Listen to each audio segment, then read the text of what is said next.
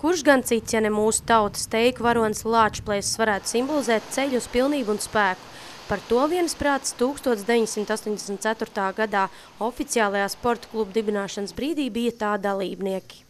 Tā kā bija varbūt pirmie kaut kādi neatkarības iedīgļi cilvēku prātos veidojās, un mēs nolēmām dibināt klubu, un nebija nekāda varianta. Mēs domājam, Lāčplēsis, tas ir spēcīgs latviešu nacionālais varonis, īstenībā cita doma nemaz nebija, un vienbalsīgi mēs visi pieņēmām, ka tā arī jāsaucās klubam ir. Un tā viņš joprojām darbojās zem šī vārda, un es domāju, ka mēs esam itin cienīgi šā vārda, lai arī klubs tāds arī sauktos.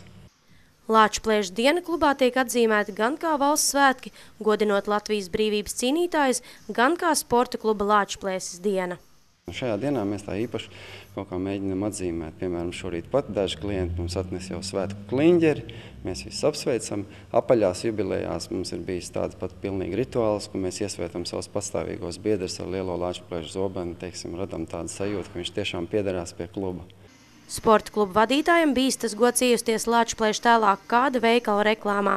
Tās veidotāji bez liekas prātošanas, kā nacionālā simbola tēla iemiesotāji, vēlējās redzēt kultūristu Māri Šveiduku. Patiesībā sakot, mums jau pamāz ir tā patriotiskā ievirza cilvēkiem un ņemam tos pašus amerikāņus, ka tur karoks ir visās malās iespējamās, kur tik var būt. Un tā kā mēs nenobružājam to vārdu, un es domāju, viņš vairāk izskan, jo viņš vairāk ir iesēžās prātā. Klubs lepojas ar panākumiem starptautiskajā arēnā, gan ar pasaules, gan Eiropas čempionu tituliem.